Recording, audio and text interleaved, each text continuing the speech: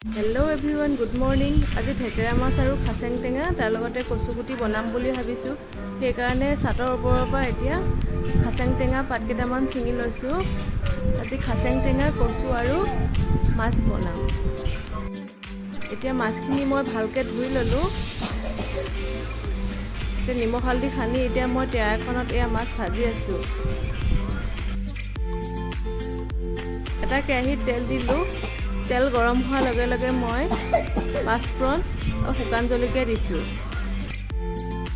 পাঁচফোৰণ আৰু শুকান জলকীয়াখিনি অকণ ক'লা হোৱাত এতিয়া মই টেঙা মৰা পাতখিনি দি দিছোঁ। অকণমান টাইম ভাজি আছোঁ,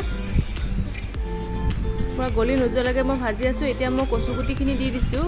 কচুখিনি দি পেলাই অলপ টাইম ভাজিব লাগিব।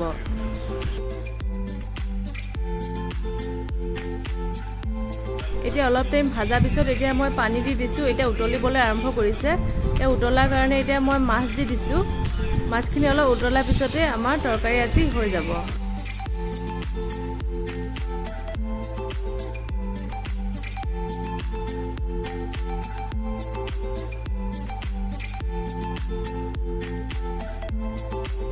এয়া মোৰ টেঙা মৰা পাত আৰু কচু আৰু মাছৰ তৰকাৰী ৰেডি হৈ গ'ল।